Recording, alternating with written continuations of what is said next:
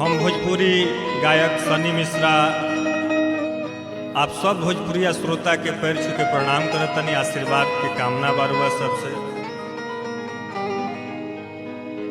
एगो पत्नी अपना पति से कह रहल बाड़ी, पिया बहुत दिन से बहरा बाड़न, कमाए गइल बाड़न, घर में नइखन आई। तो उनको अपना मन में कुछ श्रद्धा बा, भाव बा कि हमरो पिया हमरा लगे रहते तो हमरो साथे ऐसे ऐसे करते। आई भाव हमार प्यारी भाभी कह रहल बाड़ी बड़ भैया अरविंद भैया से का कहतड़ी कि धनिया कही के बोलैती जबरूसीती मनैती, अपना हाथे से खिया के हुलुहा गोदी में खेलैती। कि आई निंदिया तलोरी सुना जई तो हो गाड़ी, धई के बलम घरे आ जैत हो नदिया में डुबकी लगा जैत हो गाड़ी, धई के बलम घरे आ जैत हो नदिया में डुबकी।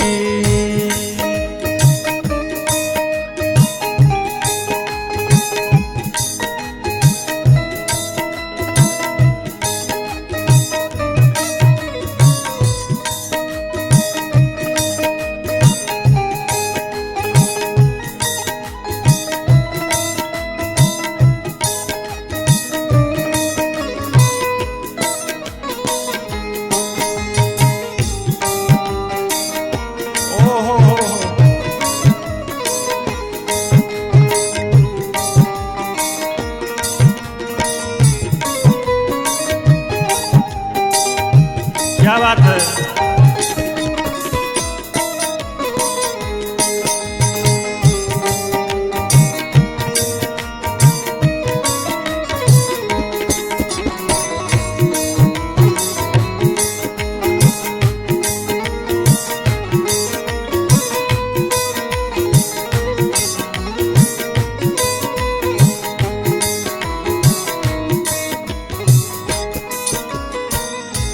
और देखी का कहत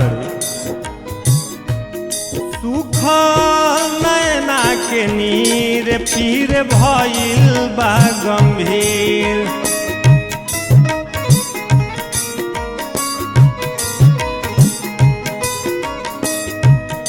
रोआ रोआ कहूँ केला तड़पे सौ से शरीर।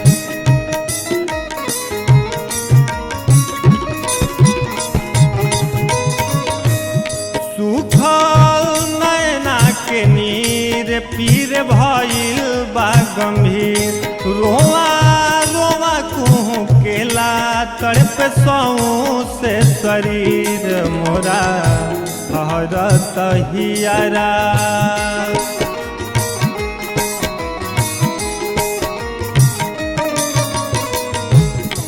मोरा हरत हियरा जुड़ा जैत हो गाड़ी, धई के बलम घरे आ जैत हो नदिया में डुबकी लगा जैत हो गाड़ी, धई के बलम घरे आ जैत हो नदिया में डुबकी।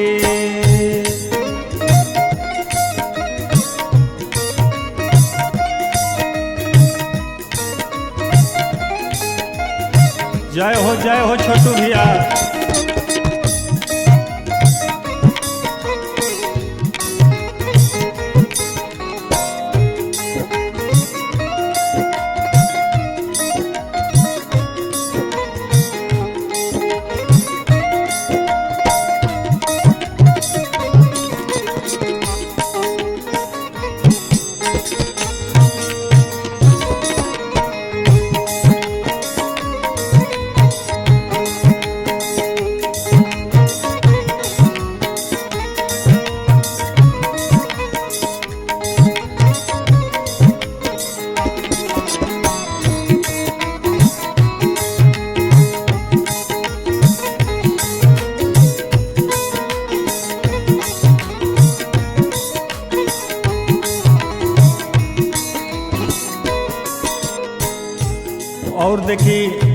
का कहती औरत अपना पति से, कोई सोरहो सिंगार हमर हो जाला बेकार।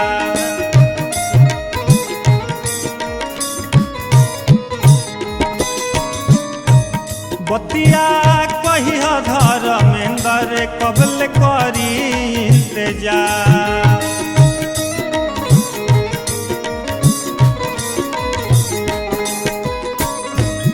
कोई सोरहो सिंगार हमर हो जाला बेकार। बतिया कही धर्मेंद्र कबल करी इंतजार। सनी कहियो सुरतिया,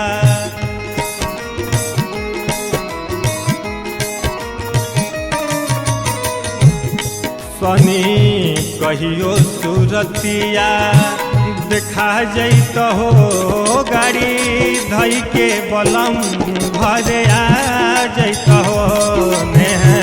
नदिया में डुबकी लगा जैत हो गाड़ी धई के बलम घरे आ जैत हो।